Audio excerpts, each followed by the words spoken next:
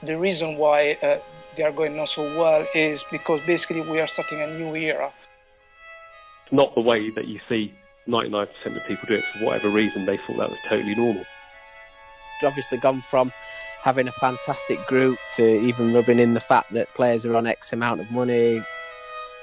One of the worst performances I've ever seen was at Swindon Town on the last day of the season. It was appalling, absolutely appalling.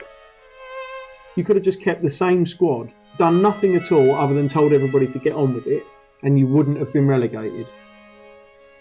It actually made me sort of completely lose my love for the game.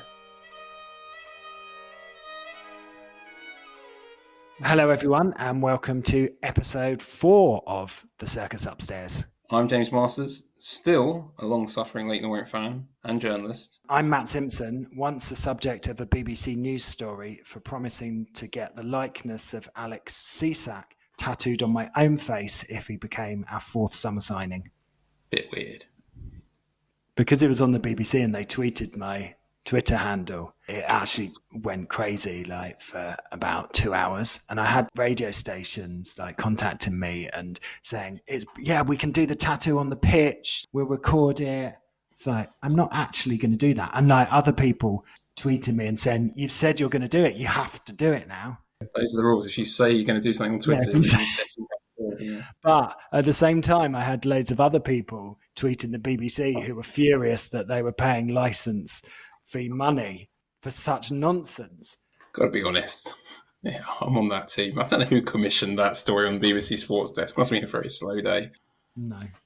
Right. We, after taking a short interlude to talk about Leighton Orient, the reality show, are back at the football. And just to recall, Orient are sitting in 23rd position with 26 points from 27 games going into February.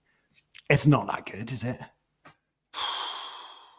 Well, when you think where we were the season before, Matt, and how close we were, and this just seemed like a completely different planet, really. We never heard very much from Francesco Becchetti himself. He rarely did interviews, but it was at this point he did decide to grant an interview to the BBC, and we are going to listen in to a couple of clips from that. Io penso che I think the reason why they are going not so well is because basically we are starting a new era, and I think with all investment, when you start something new, you have to wait a little bit of time to get on the right way. So we were a little bit unlucky with a lot of injuries, but we hope that all our investment, our effort, they're gonna translate in something good. Are you concerned about relegation, or are you still confident you can achieve safety? Io ho l'obbligo. As a businessman and manager, I have the moral obligation of believe it, and we are not worried about the bad luck we have now. I think if we believe it and we trust in them, they're gonna win some way. And you mentioned there's been bad luck, and of course there has. But do you look at these first months in the English game and think, yes, there have been mistakes. Yes, I have made some mistakes. Nello sport conta il risultato. In the sport, the important thing is the score, and the score is not now, but is the end of the season. So we will see how is the end of the season. How we're gonna finish the end of the season.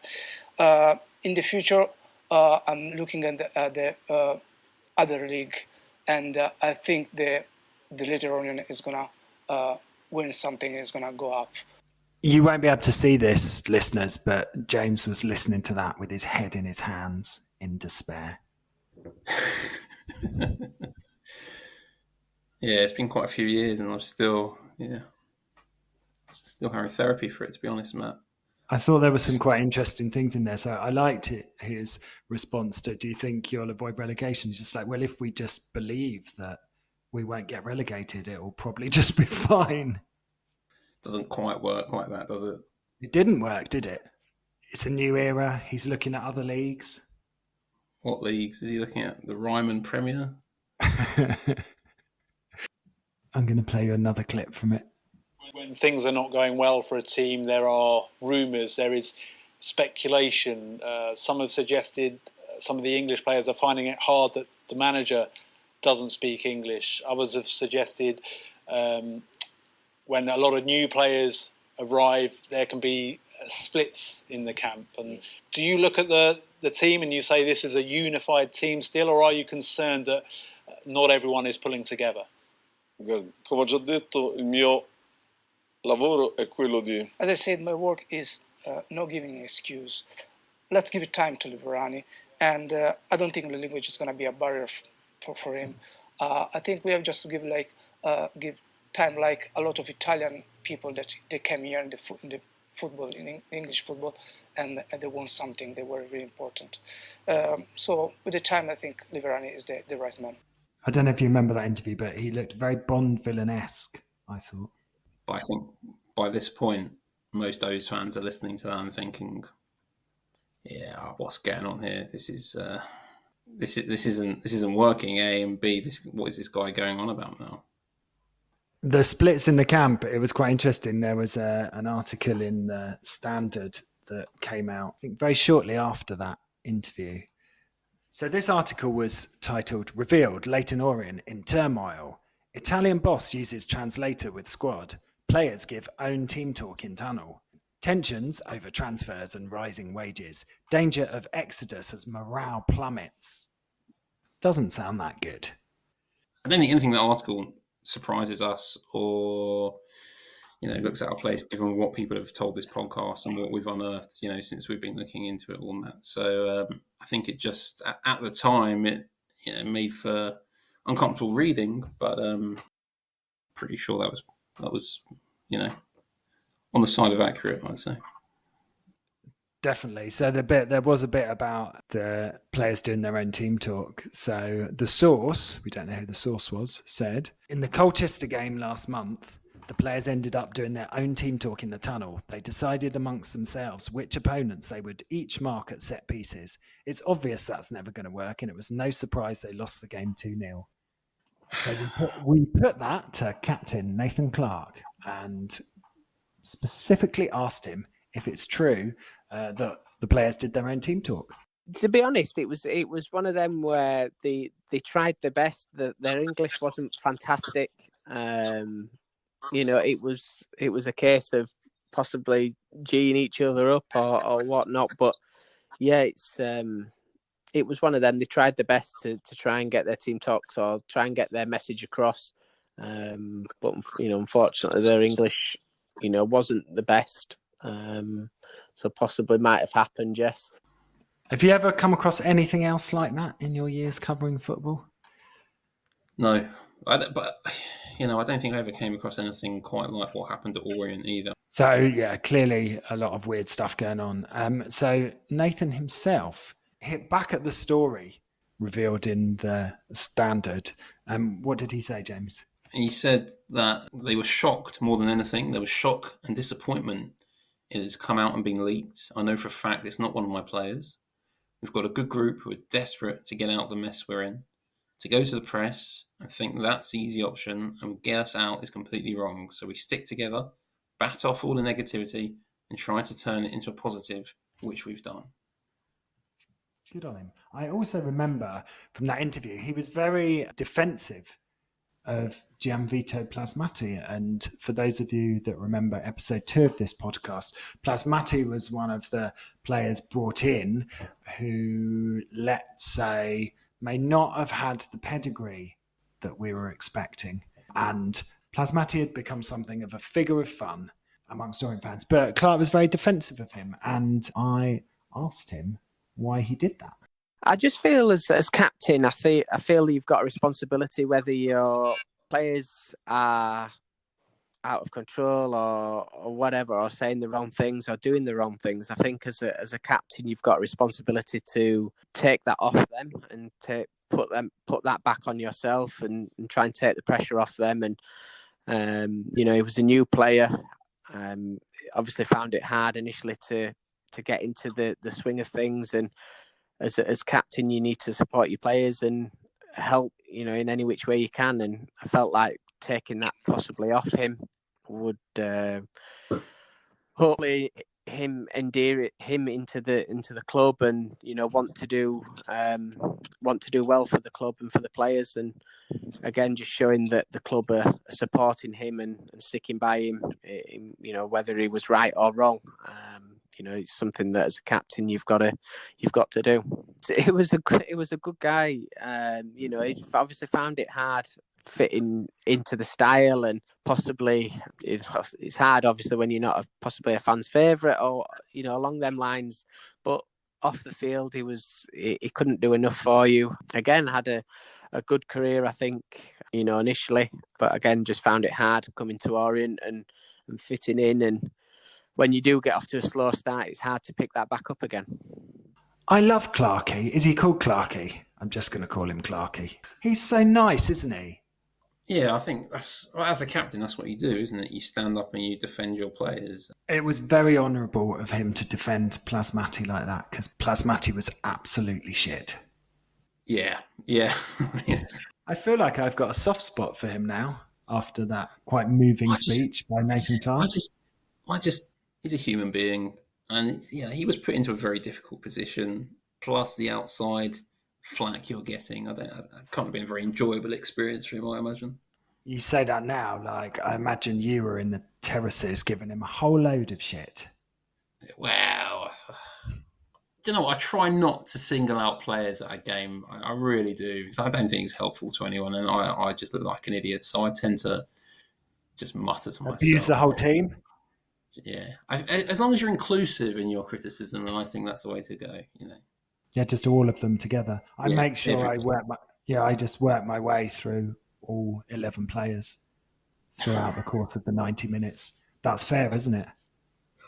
As long as everyone gets a bit of stick from Simpson, I think that's fair, yeah.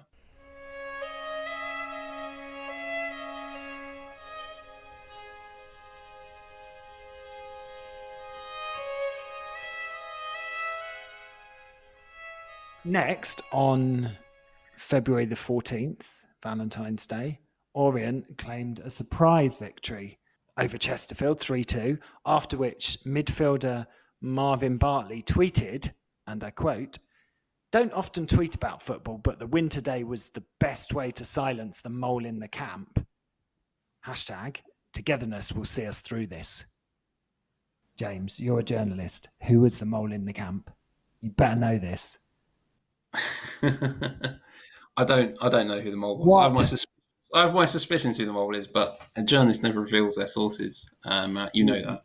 What if I say the names of people who could have been the mole, and you don't say anything, and I'll just watch for any telltale giveaway signs in your face, and then reveal that to all our listeners? Was it Dean Cox? That's a no, listeners. Kitman, Ada. Oh, you're too good at this. Like, you're deadpanning it. Orient lost their next game 2-0 at home to Bradford, but surprisingly win their next two games against Oldham and Walsall, lifting them to 21st in the table by the end of February. Some quite weird stuff happened in March, the first of which was that Andrea Dossena, Italian international, playing left-back for Leyton Orient, inexplicably and at an extremely high wage, smashed a ball into a supporter's face. I don't think he meant it. That was followed, probably unconnectedly, is that a word, by 3 losses, a draw and 1 win throughout the course of March, which left us in 22nd position. And then something really mental happened. So on the 28th of March, were you there for this game? It was against Port Vale. Yeah, very vaguely remember sitting there at half-time, munching on some chocolate, and then there was a really weird announcement over the tannoy. It sounded like Darius Henderson getting told off for being late and missing kickoff. But it's one of those moments where you're like, really? And you're all looking at each other and like, I don't know what that was, and kind of carried on. And then afterwards you're like, that's not normal. I think what I recall hearing was a slightly sarcastic message from the president himself, relayed by stadium announcer Phillip Othen, sort of sarcastically thanking Darius Henderson, who turned up late for the game due to traffic problems, I believe. Anyway, don't listen to us. We actually spoke very happily to Phillip Othen, who was, as many Orient fans will remember, the stadium announcer for many, many years. You'll remember him because he rarely ever wore a coat, never wore a coat. He played fast and loose with what most people would consider to be the conventions of colour matching. And I think we loved him for that. Anyway, we spoke to Phil and asked him exactly what happened on that slightly bizarre afternoon. I was just on the pitch at half time doing the normal penalty shootout when my assistant at the time, Barry, came to find me saying, Alex, I was looking for me. He wants me to do an announcement. I thought, fine, that's the first time that's ever happened. And then, I found him on the side of the pitch and he was just like, okay, Francesco wants an announcement. You say, welcome to Darius Henderson, glad he could make it on time. And I was like, what? And then he explained to me that obviously he got caught up in car trouble or whatever it was. And he'd only just arrived. That's, and he was going to come out for the second half. And I remember saying, are you sure? He goes, oh, this would be really funny. He'll find it really funny. And so I thought, well, what do you do? If that's what they want over the panel, I say it. And so I announced the team coming out for the second half, which I never really did, and said a special welcome to number 14, Darius Henderson, who's finally made it. And I didn't see it, but a few people have since said to me that he gave me quite a dirty look, or whether it was surprise or just pure hatred. I must admit at the time, I didn't think it was that unusual. It's only because, you've been asked, I've done wedding proposals on the pitch. It's just something you just do. But I suppose in retrospect, it's a bit of an odd thing to take the mickey out of. Didn't you say this is a message from the president? You know what? Now I say that rings a bell. I think that's exactly what I said, yes. Yeah, we've made it a very personal slight on our number 14, Darius Henderson. Yeah, absolutely, yeah, from the president who just wants to welcome Darius Henderson, who, finally turned up or something. It's a kind of, like, when you take it like in that context, it just sounds like the kind of, having a go at someone that normally happens in closed doors. In this case, happened in front of about 4,000 people. But I was told it would be funny. I was told he'd find it funny. Did he find it funny? I don't think he thought it was funny. But it comes up that situation, you just say it. Was Alessandro Angileri embarrassed that he was asking you to do this? No. He was reveling in it. They're clearly having a joke upstairs, and that's what they thought would be a really clever thing to do. It's not the way that you see 99% of people do it. For whatever reason, they thought that was totally normal. Is that normal, James? I mean, nothing that was going on at the club at the time was normal, but that was exceptional, wasn't it? Right. What happened next? Oh, if you thought some slightly mad things happened in March, the first thing that happened in April was Italian international Andrea Dossena, playing left back for Orient, got arrested for stealing honey from Harrods. Of course, as you do. I don't know what the Harrods honey is like, Matt. That's maybe you can shed light on that. Have you ever had honey from Harrods? Yeah, when I went for afternoon tea with Mauro Milanese at the Dorchester where he was staying, I believe the honey there was from Harrods. No, I've never had Harrods honey, but what I would suggest is that given the astronomical wages that Andrea Dossena was rumoured to be on, that he probably could have afforded to buy it. Well, look, in Dossena's defence, what he said was that he was in Harrods with his wife and son for some shopping and forgot to pay for a honey jar and some sliced meats they'd previously ordered. While exiting the shop, unaware of my oversight, I was stopped by security guards who then called the police as a standard routine procedure. As I wasn't carrying with me any identity documents at the time, I was asked to go to the nearest police station in order to be identified, after which I left and went back home. Hence, I've now instructed my lawyers to protect my image with all necessary legal actions against those who reported this inaccurate and tendentious news. What's the bigger crime? Not paying for the honey, or not knowing that he was Leyton Orient left back on Andrea Dossena? How did they not know who he was? I mean, that's a bit of a cuss for him, isn't it? I mean, they should know. Couldn't he have got up YouTube on his phone? I just love that story. It was honestly like, could anything more mad happen at our club? And it's like, oh yeah, Andrea Dossena has been arrested for allegedly stealing honey from Harrods. I also think it's funny because it's Harrods. Remember when Russell was talking about the fact that he could now shop at Harrods, and then a few months later, actually, one of our players is being arrested at Harrods. So nice little bit of symmetry for you there, Matt. I like that. Also, Why would you go all the way to Harrods to buy honey and sliced meat? It doesn't make any sense. I mean, I'll just go to Tesco. So he didn't go down for this, did he? No, it was fine. He was fine. Got out of a sticky situation. Did you have that one prepared? Just imagine if Dossena had been arrested and we didn't have the luxury of having him play left back for us from the rest of the season. What a catastrophe that would have been. I don't think we'd make a blind bit of difference, mate. But there you go. But things did look up for a little bit, Matt. There was hope, no? I'm feel like not sure. Oh, yes. Shortly after the allegedly stealing honey incident, Orient beat Coventry 1-0. Massive win. It just felt like a really good win. And I felt like the fans were with the team and there was a good camaraderie. Celebrations were good. Real positivity. So you know what happened after that. Yes, I do. We only picked up 3 points from our next 6 games, which wasn't that good. So we were still in the relegation zone. And Alessandro Angileri, CEO and Razor Wit, don't know why I said that,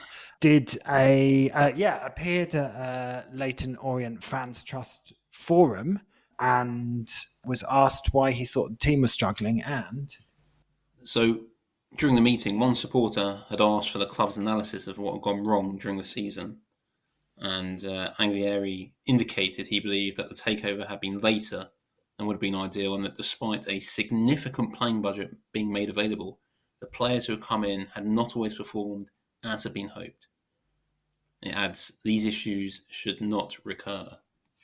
So it was the players' fault. That's what it sounds like, doesn't it? Why don't we ask player Nathan Clarke why he thought the team was struggling? Why did you struggle to turn the results around, do you think? I'm not too sure. I think there was obviously, there was a big turnaround in the squad.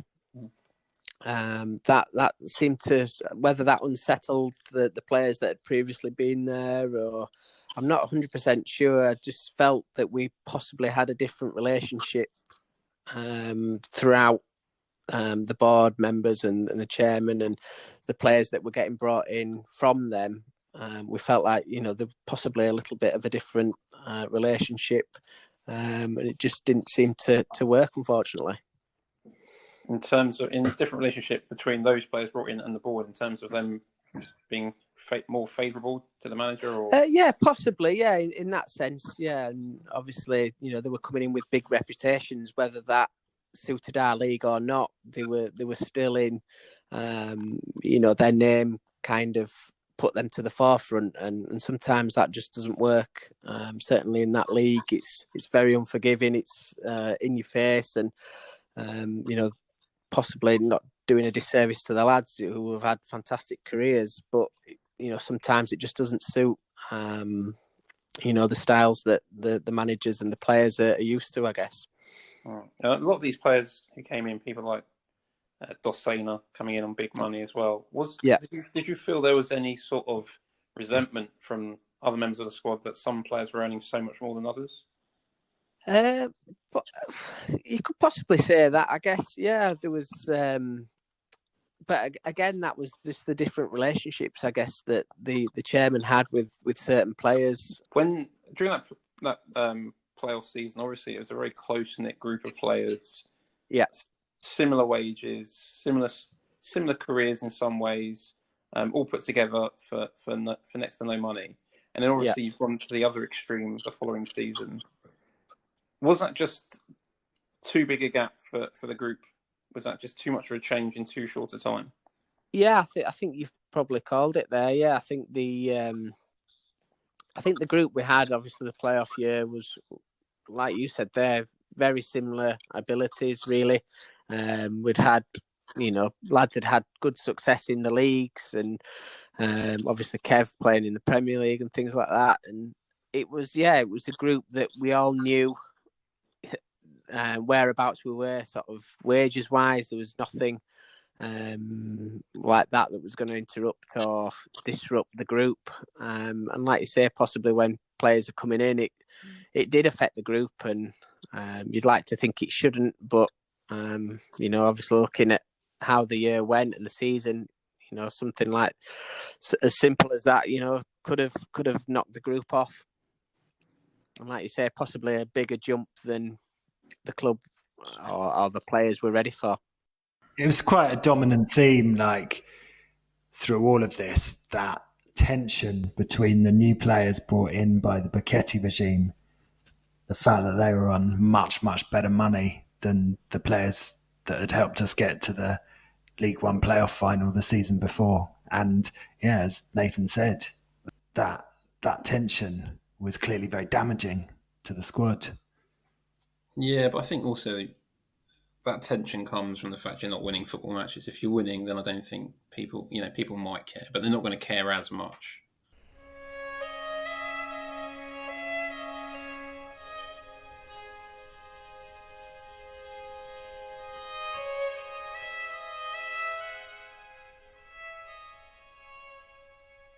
So we reached the denouement of the season. Orient went into the final game of the season needing to win. It was an away game against Swindon. Not only did we need to win, we needed results elsewhere to go in our favour, so it wasn't even in our hands. Swindon were already safely in the playoffs, so they chose to rest pretty much the entire team, as I recall. Were you there at Swindon? I was, yeah. It was a lovely sunny day from what I remember.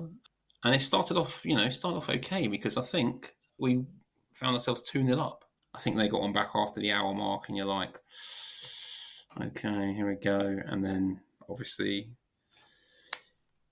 you've supported Orient for a long time, you know what happens.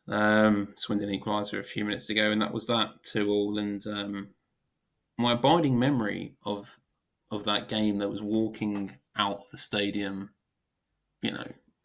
just gutted. And I think I walked out with Matt Porter. And I think he put his arm around me because he saw I was like, a little emotional. But I said to him, can you believe it? And he just looked so stunned. I think everyone was just stunned that it actually happened, because it's just been like a bad dream. The whole season had been an absolute, I'm not going to say the word clusterfuck, but that's what it's just been absolutely horrendous. I thought I was done with football after that game. I was like, nah, but it's just horrendous, just like absolutely horrendous, from Wembley last season to now being back in League Two. It was worse because Swindon took resting players to the extreme. I mean, I think there was a member of their under-11 girls team playing, like the caretaker, some bloke just walked off the street. I mean, it was shocking that we couldn't beat them. And you're absolutely right. Like, there was clearly not going to be a fairy tale end to the season. Like, it was only inevitable that we would lose that game. Let's get a few takes on that. So Dave Victor was, of course, there. Let's hear what he had to say about it. One of the worst performances I've ever seen was at Swindon Town on the last day of the season. When you think there were 3 players in that Swindon Town side, and this was a team whose only ambition for that afternoon was not to get anybody injured, because they were going into the playoffs regardless of the result. Do you remember?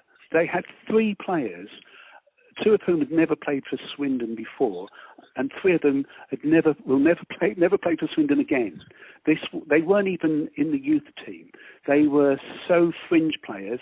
I'm not even sure one of them was a proper player. He was probably a friend of the director and was given a contract just in time to come out for the last couple of minutes of a match, but actually he got a lot longer. We couldn't beat an unbelievably bad Swindon Town side when we needed to win. It was appalling, absolutely appalling. I couldn't quite believe my eyes, and I couldn't believe the arrogance of everybody afterwards in terms of Fabio's body language. You didn't get the sense that they cared, and they certainly didn't care enough.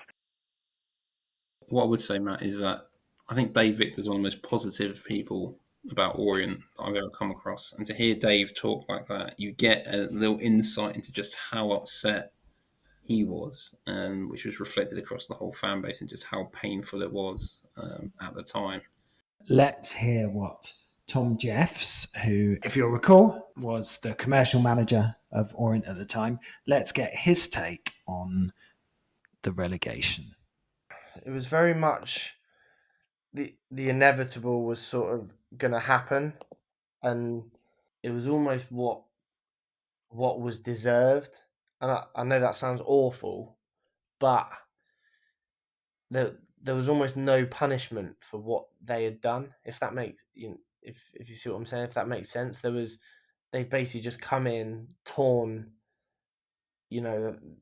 this club apart that had so much going for it and was such a brilliant place, and they almost just tore everything out of it, and there seemed to be sort of no remorse, and there was no understanding that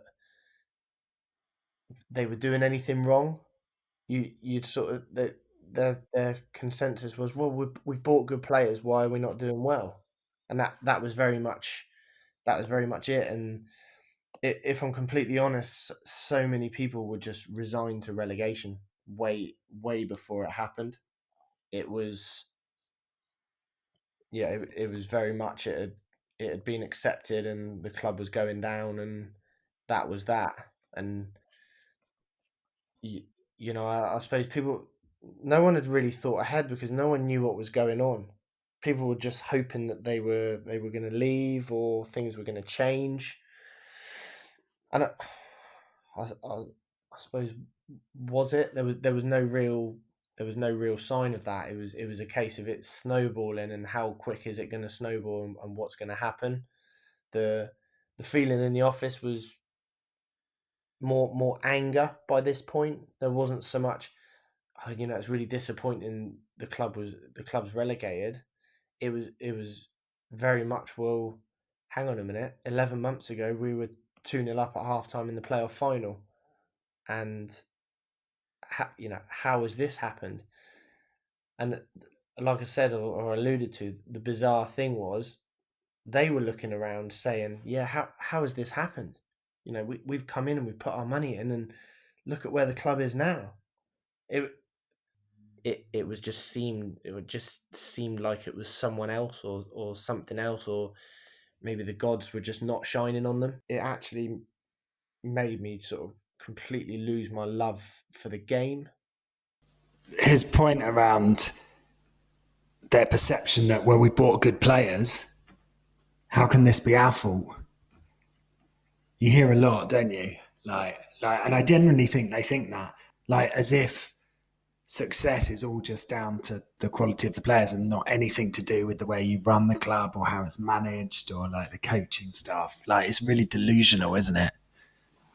Yeah, I think it speaks to complete lack of understanding, lack of knowledge about how to run a football club, or any semblance of coaching or how it actually works. Just because you bought really good players, it doesn't necessarily mean that you're going to be successful. There's a lot of things that have to come together for a team and come to be successful, and we didn't have enough of those ingredients. Lastly, Matt Porter, who, well, yeah, obviously was at the Swindon game because he gave you a cuddle afterwards. Here was his take on the game. I remember after the Swindon game, you tweeted something like, "What a completely avoidable, avoidable waste of a football club." Yeah, it was. I mean, because it wouldn't have been difficult to not get relegated that season. You wouldn't have had to have done anything at all. You could have just kept the same squad that lost at Wembley, bought the club, done nothing at all other than told everybody to get on with it, and you wouldn't have been relegated. So it's actually a destructive factor rather than not just a positive factor, if you get what I mean. I think you could have honestly put somebody with less experience than me when I took the chief exec's job 14 years ago, and they couldn't have messed it up as much as they messed it up. It was just almost unmess-upable. What do you think the factors were that led to it going so wrong? It's all about relationships, right? Because you're not paying people enough money at that level that they will crawl over broken glass for you unless they love you and love the club. You know, it's not like people are on £1 million a year. You know, people are good, honest people earning honest salaries, and you need to get them focused and motivated and pulling in the same direction. And if you don't do that, then people will not want to work for you. It's really basic, you know, and unfortunately they just didn't create a good atmosphere around the club. Didn't create a situation where people enjoyed going to work for Leyton Orient Football Club and were proud to work for Leyton Orient Football Club. And if it wasn't for the sort of lifelong love of the club that a certain few people have, the people, you know, and by the way, I don't blame anybody who left the club during that period, because a lot of them have gone on to progress their careers elsewhere in football to great success. And even those that have left the game, I don't blame them in the slightest. It was, you know, almost unworkable conditions. But the people who stuck with it managed to keep the club going despite the ownership, not because of the ownership. Pretty damning, and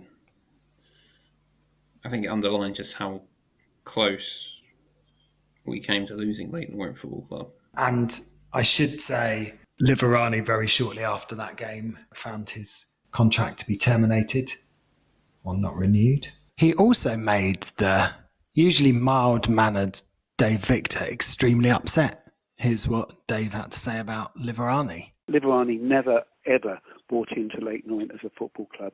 He was really distant from the players. Now, whether or not he was turned off because there was other involvement, that might be possible, and he's gone on to be successful in his own right since leaving Brisbane Road.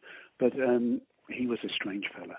So on that jolly note, that brings us to the end of not only episode 4, but our first season of the Circus Upstairs. But happily, there's 2 more seasons to go. Not happily for Orient, happily for us. What's going to happen in season 2, James? It's all going to get better, Matt. It's all going to get better. For the first few games, anyway. In season 2, the Italians learnt their lessons. They learnt from their mistakes. We only saw 3 managers across the course of the season. We won some games. No one got arrested for stealing anything from Harrods. But we did see the assistant manager attacked on the pitch by Francesco Pachetti himself. So lots more mad stuff happens. So please do listen in. I think that's it. All that leaves us to say is thank you for listening. Please come back and join us for season 2. And I will look forward to seeing you all again then. Arrivederci. Your accent there is impeccable. I almost thought you were Italian. Arrivederci.